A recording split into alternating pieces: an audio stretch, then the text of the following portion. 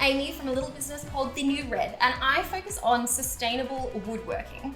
So sustainable woodworking basically means taking what you have and making it into something cool. So basically today I'm going to show you how to take this very boring plain drawer, which I have taken out of an old set of drawers that is in my ever-growing stash of timber furniture, and we're going to make it into something fun.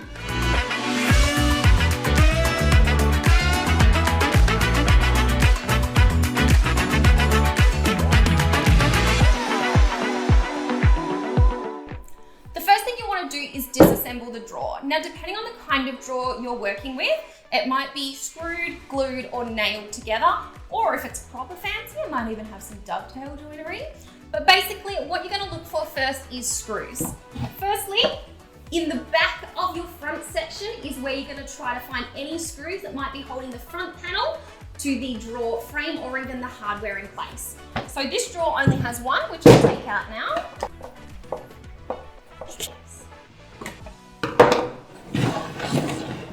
Some gentle persuasion.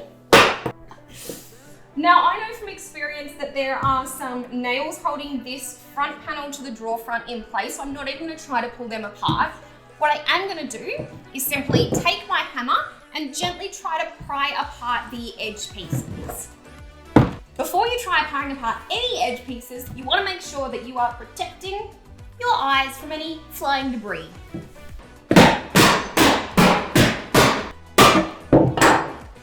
They come apart while you're doing so. Very common in this kind of time. We simply work with what we can save. So repeat that and save as much timber as you can.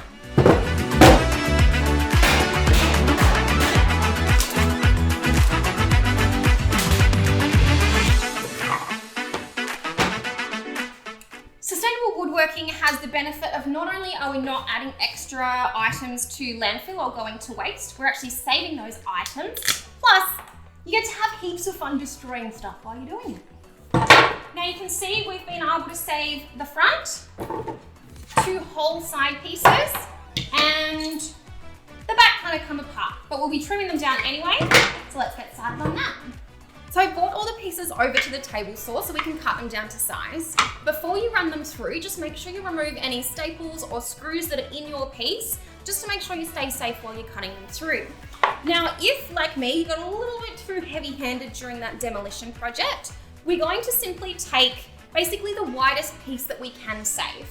So in this case for me, it is this one, and I'm going to use the narrowest point to set the depth of my cut for my table saw. If you've been able to save all of your pieces, simply cut them down to the depth you want your finished product to be. So in order to do that, all I'm going to do is slide my piece along, have a look down the line of the blade, make sure I'm going to be making a nice clean cut, and then lock it in place. When using any power tools, make sure you are using the appropriate safety gear. For the table saw, I always make sure I'm wearing safety glasses, ear protection, and a dust mask.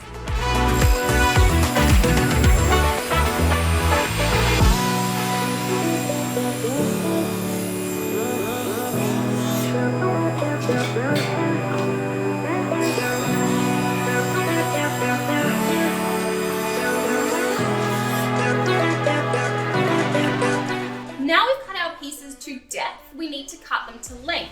Now in this occasion, we're making a hexagon.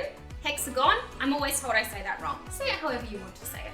Basically, we're making a 6-sided shape. We're going to take 180 degrees and divide by 6, which gives us a 30-degree cut that we need to make on each end of our piece. Now, I'm not so great at maths, so anytime I want to figure out how long my pieces should be for the final product, I simply type hexagon calculator into Google and let that give me the fun stuff. But for this example, all we're going to do is cut them to size based on the pieces that we have.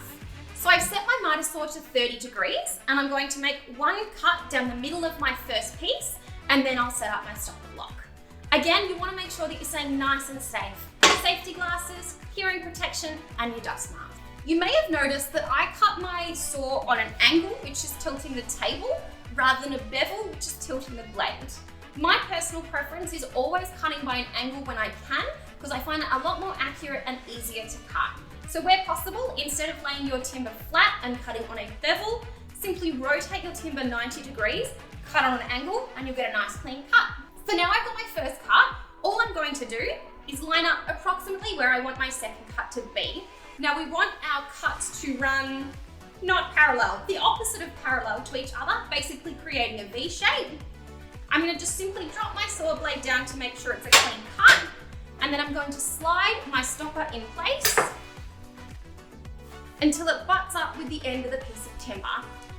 I'll tighten it up here, snug as a bug, and that will allow me to make 6 repeated beautiful cuts that are all consistent sizes. If you don't have a beautiful stopper block like this, a clamp and a scrap of timber will absolutely do the job.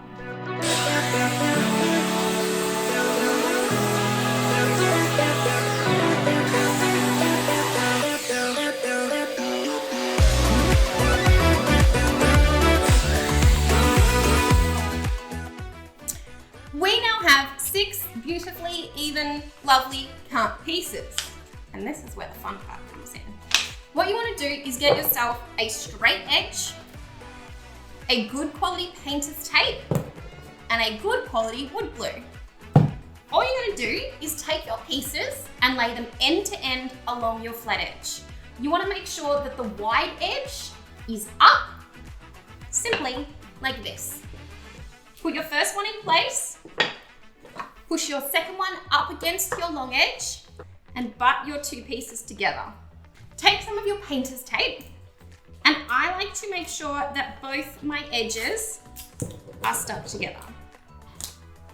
Repeat this all the way along your 6 pieces, or 4 if you're doing a square. Once you get to your end piece, simply add 1 extra piece of tape that hangs off the end. Now, it's like one of those caterpillar trains you carried around as a kid. All you do is pull it towards you and flip it over. Take your glue and you want to put a generous bead on the end of each join.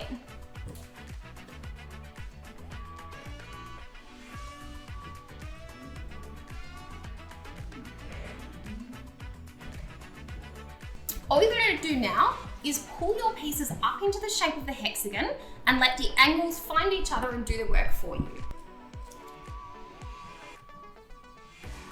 Bring your last 2 edges together, use that piece of tape to secure them, and then simply use your finger or a cloth if you're feeling fancy to wipe off any excess glue from the inside.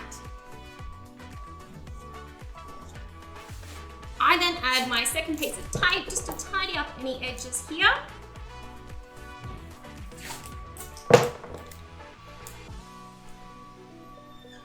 All you need to do now is simply let it dry overnight or for the recommended drying time on your glue, and you have got yourself a really simple hexagon.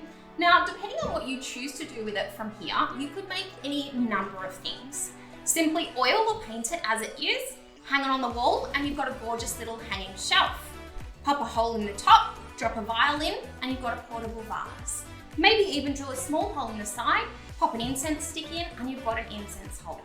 It really is that easy to use something that you already have, something that's potentially going to be thrown away, and transform it into something for your home. So I want you to have a look around your own house, what you may have that is potentially going to a waste, and challenge yourself to make something beautiful today.